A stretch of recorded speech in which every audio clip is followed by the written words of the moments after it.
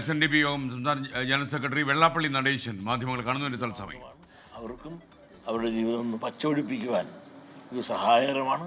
അതിനെല്ലാം ഉപരി നമ്മുടെ കേരളത്തിൻ്റെ സാമൂഹികവും സാമ്പത്തികവുമായ വളർച്ചയ്ക്ക് കൂടി ഈ സമ്പത്ത് കേരളത്തിലേക്ക് വരുമ്പോൾ അത് സഹായകരമാകും എന്ന് വിശ്വസിക്കുന്ന ഒരാളാണ് ഞാൻ.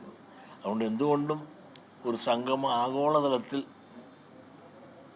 ഇന്ന് ശബരീശനെ അറിയാനും അറിയിക്കുവാനും ഭക്തജനങ്ങളെ ഇവിടത്തേക്ക് ആകർഷിക്കുവാനും വേണ്ടി ഇന്ന് ഗവൺമെൻറ്റും തിരുവിതാംകൂർ ദേവസ്വം ബോർഡും ഒന്നിച്ചെടുത്തിരിക്കുന്ന ആ സംഗമം കൂടുതൽ വിജയകരമായി ഭവിക്കട്ടെ എന്നാണ് ഞങ്ങളുടെ എല്ലാം SNDP യോഗത്തിൻ്റെ പ്രത്യേകിച്ചും പ്രാർത്ഥന.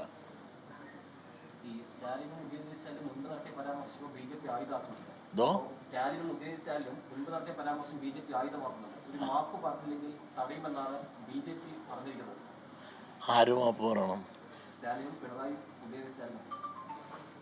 അതൊക്കെ രാഷ്ട്രീയപരമായി കണ്ടാൽ മതി. എന്തിനാ മാപ്പ് പറയേണ്ടത്? ഈ ഗവൺമെൻറ്, കേരള ഗവൺമെൻറ് സ്റ്റാലിൻ മാപ്പ് പറയണത് പറയാൻ നമ്മളാരുമല്ല. കാരണം ഇപ്പോൾ ഈ നമ്മുടെ കേരള മുഖ്യമന്ത്രി പിണറായി സാഹു മാപ്പ് പറയണമെന്ന് പറയാനുള്ള കാരണം എന്താണ്? എന്താ തെറ്റ്? അതെ, ശബരിമല സ്ത്രീ പ്രവേശനം അത് കഴിഞ്ഞ അധ്യായമല്ലേ? അധ്യായം കഴിഞ്ഞു.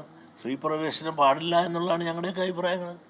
അതുകൊണ്ട് തന്നെ ആചാരങ്ങൾ നിലനിർത്തിക്കൊണ്ടുള്ള കർമ്മമേ ചെയ്യുന്നുള്ളൂ എന്ന് പറഞ്ഞു കഴിഞ്ഞല്ലോ.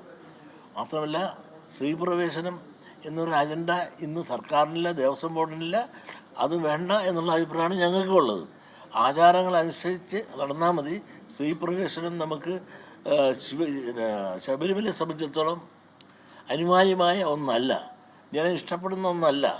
അത് ഗവൺമെൻറ് പ്രോത്സാഹിപ്പിക്കാനുള്ള താല്പര്യം ഇപ്പോൾ ഇല്ല. ഇല്ലാത്തതൊന്നും നമ്മൾ പറഞ്ഞ് ഇപ്പം നിങ്ങളൊന്ന് കുറ്റം പറയാൻ വേണ്ടി കുറ്റം പറയരുത്.